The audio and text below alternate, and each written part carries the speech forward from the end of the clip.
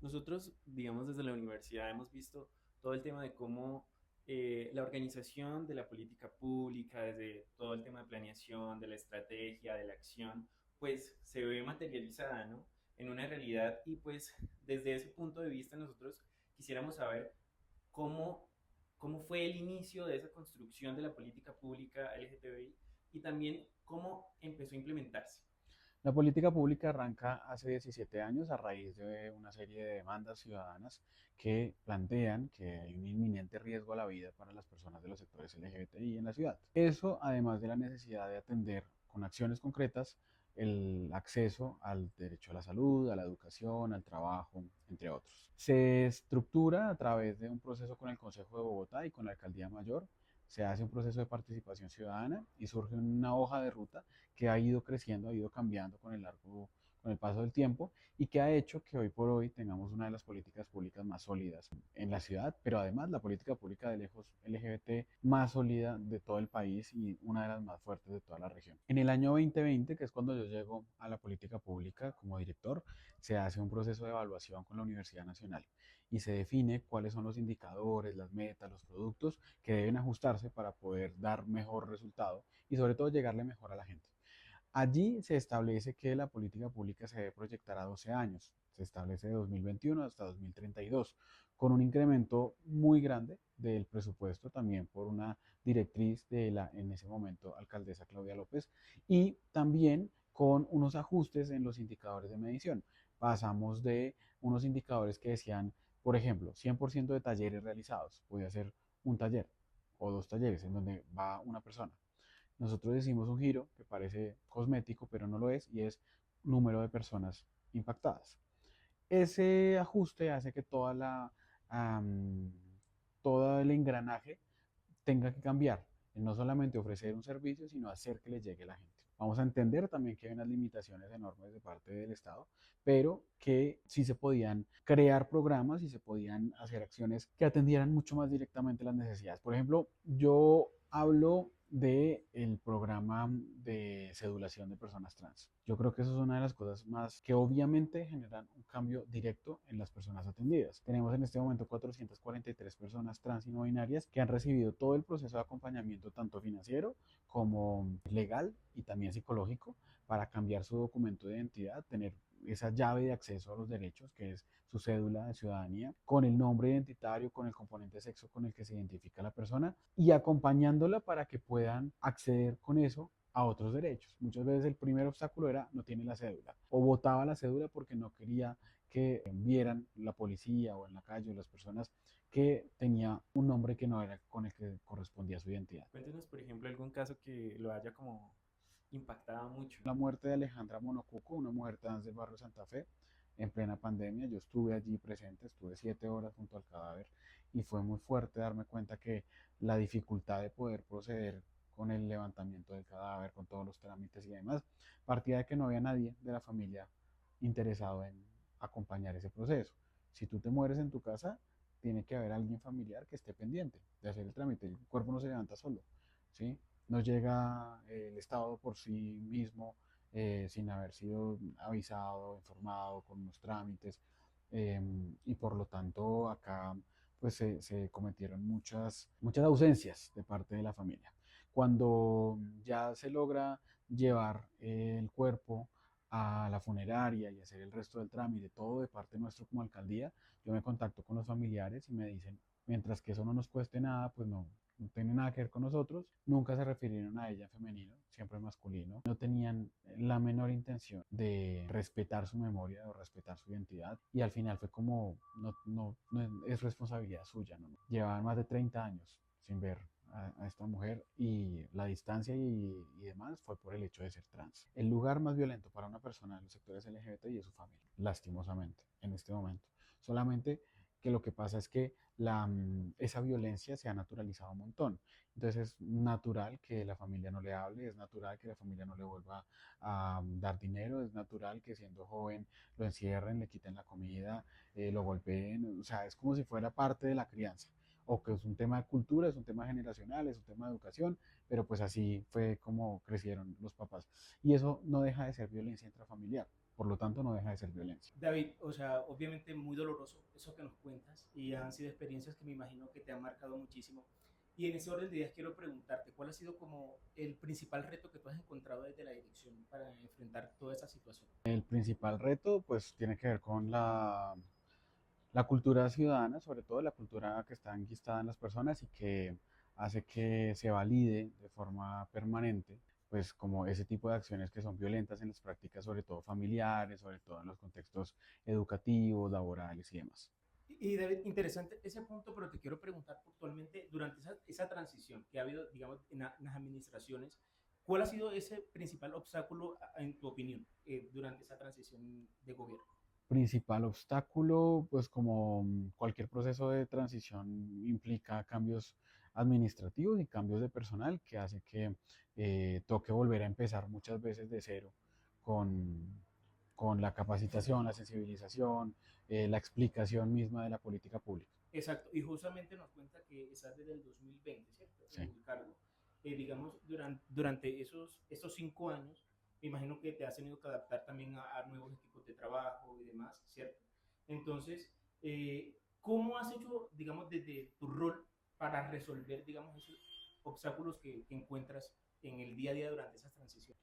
Pues lo cotidiano es el trabajo en equipo y lo que hacemos con el equipo es irlo fortaleciendo, consolidando con el paso del tiempo, entendiendo también las necesidades de cada quien, las expectativas, para poder impactar de una mejor forma en los resultados. Hay algo que también nos parece muy interesante y tiene que ver con el tema de los obstáculos dentro de la implementación, ¿sí?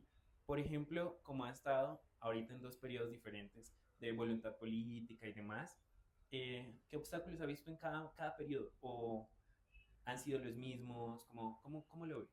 Yo creo que además hay obstáculos coyunturales muy distintos. A la anterior administración le tocó llegar y a los 3 meses hubo una pandemia mundial que cambió toda la dinámica del juego y que puso también las prioridades en la atención a la emergencia. Durante casi 2 años estuvimos un poquito más, estuvimos en modo de emergencia, en modo alerta. Luego vino otra emergencia que fue el estallido social. Entonces, esa administración se caracteriza por haber tenido que actuar siempre en estado de alerta. La diferencia es que en la actual administración ha podido desarrollar su plan de desarrollo de una forma mucho más tranquila, mucho menos en estado de alerta. Y pues ha habido situaciones, como por ejemplo el tema del agua o temas de seguridad, pero que hacen parte de lo que está previsto que puede pasar en un ejercicio de administración pública, que es muy distinto a lo que pasó con la pandemia, que es algo imprevisible y que para lo cual prácticamente nadie tenía las herramientas totales para atenderlo. Y en ese orden de ideas, ¿cómo ha sido como el proceso de articulación, digamos, con la sociedad civil, con la comunidad en general? O sea, Sí, nosotros tenemos trabajo con las distintas localidades, tenemos trabajo con organizaciones sociales, hay un diálogo permanente con espacios que están constituidos para eso, para poder dialogar con la ciudadanía, que haya observaciones, comentarios, también están los mecanismos constitucionales, el derecho de petición, los espacios también de las páginas web de toda la información que es pública, el acceso a la información tal y como lo establece la ley de transparencia y en términos generales, pues nosotros construimos el plan de acción de la política y muchos otros temas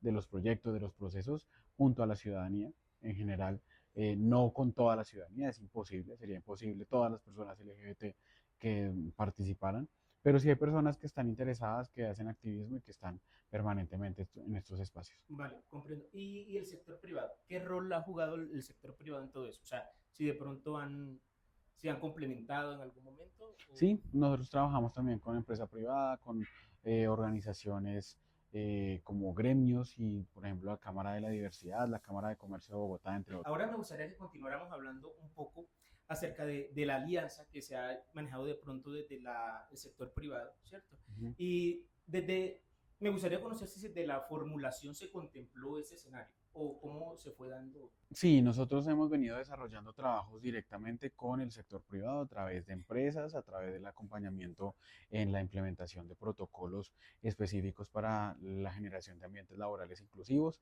y también a través de espacios como la Cámara de Comercio de Bogotá, la Cámara de la Diversidad, otros gremios en donde hemos podido compartir, digamos, procesos también de sensibilización, capacitación y también de dar o de dotar de información y de documentos, tanto administrativos como jurídicos, a quienes están buscando desde el sector privado fortalecer los procesos de inclusión. Okay. Y para la población, ¿cómo lo has visto? O sea, ¿has notado que ha sido efectivo? Yo creo que ha habido distintos frentes. Hay muchas personas que se han visto beneficiadas de procesos en los cuales ya no es solamente el distrito, no es solamente el gobierno nacional o el estado, digamos, quien ofrece vacantes laborales enfocadas en personas de los sectores LGBTI, específicamente en personas trans, sino también muchas empresas privadas han ido abriéndose para generar los espacios para que puedan las personas concursar, competir y permanecer en igualdad de condiciones. ¿Tendríamos un número de beneficiarios de pronto a los que hemos llegado? No lo tengo, No, no. porque esto es un ejercicio en donde se hace una bola de nieve. Nosotros hacemos una capacitación, pero las empresas van haciendo ajustes y con el paso del tiempo eso ha venido cambiando también la cultura institucional, abriendo oportunidades y pues eso ya es el impacto que nosotros queremos dar directamente a, a la sociedad. Nosotros más que buscar a las empresas, realmente las empresas nos buscan. Nos han venido buscando porque hay un interés general de muchas personas de poder abrirse y hay un mensaje claro y es que cuando una empresa tiene dentro de su talento humano diversidad, amplitud, también llega a mejores públicos, tiene unas perspectivas mucho más amplias y por lo tanto su trabajo se ve y los resultados de su trabajo se ven más beneficiados. Ahora, David, me gustaría que habláramos un poco del presupuesto, desde el distrito, obviamente. Y, digamos, ¿crees que los recursos que se han ido aportando realmente suplen la necesidad que tenemos en ese sector? Pues siempre puede ser mejor, siempre puede ser mejor. Pero hay unos recursos muy sólidos y hay una oferta institucional que no existe casi en ningún país del mundo. Nosotros tenemos 5 casas LGBTI. Hay muchos lugares en el mundo donde no tienen una sola casa. Estamos hablando de grandes capitales, de países, de países ricos, en donde no hay una oferta de servicios tan bien dirigida como la hay en Bogotá. Adicional a eso, pues tenemos pues una apuesta real, digamos, relacionada con que los recursos vayan dirigidos a los grupos poblacionales más vulnerables. Y eso hace también que se pueda focalizar la atención y que podamos trabajar sobre las necesidades más apremiantes. Yo creo que nunca serán suficientes los recursos, pero en este momento sí hay una buena inversión de parte del distrito que debería ser replicada en muchos otros lugares de Colombia y del mundo. La política pública, al ser política pública y no política de gobierno, trasciende a cualquier administración.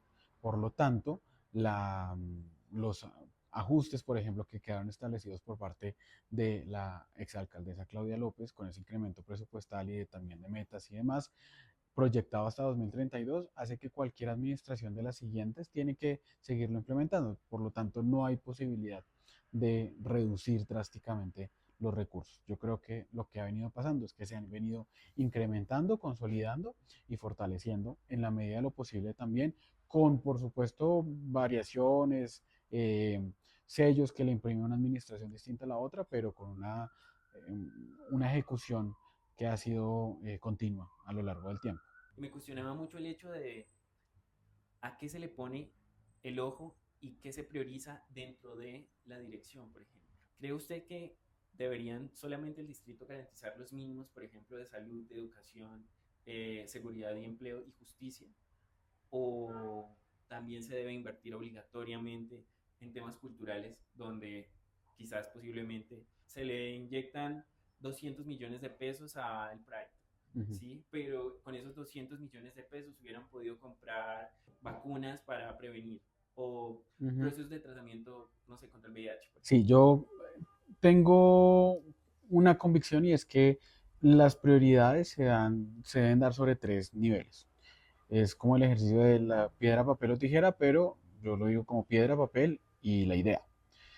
En la piedra, porque debe haber una infraestructura para la atención de la prestación de los servicios. Por eso tenemos unas casas LGBTI, para eso tenemos una unidad contra la discriminación en un edificio específico, para eso tenemos lugares culturales, tenemos lugares recreativos, tenemos espacios puntuales, físicos, en donde se presta la atención y los servicios, comedores comunitarios y demás.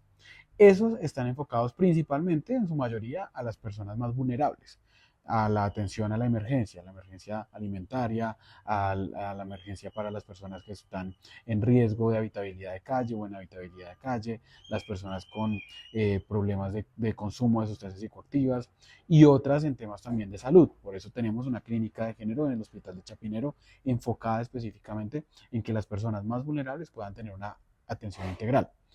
En el otro sentido está el papel. Dijimos piedra, papel.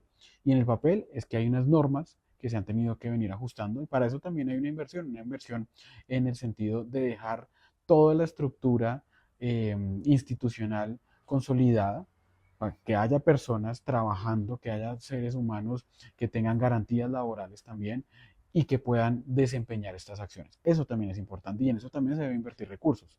A veces hay como unas ideas en que la plata no puede ir para el que trabaja desde el Estado, sino que debería salir como por arte y magia directamente a la gente, pero pues quién presta los servicios, quién cumple los horarios, quién está en la atención, quién canaliza la información, quién sirve la comida, quién hace que las cosas pasen.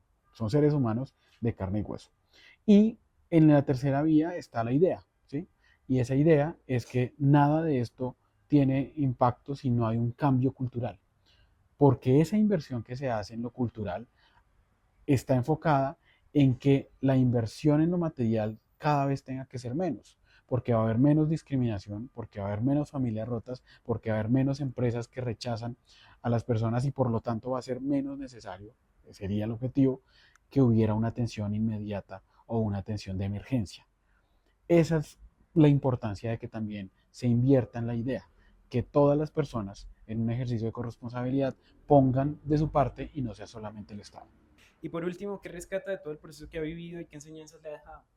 Yo creo que ha sido una de las mejores experiencias de mi vida, ha sido sin duda una escuela de formación maravillosa, la administración pública me parece maravillosa, también me ha hecho desconfiar un montón de la carreta política, de la carreta también ciudadana, cuando no hay claridad sobre qué es lo que se puede hacer, hasta dónde se puede llegar y qué es lo que se debe hacer también.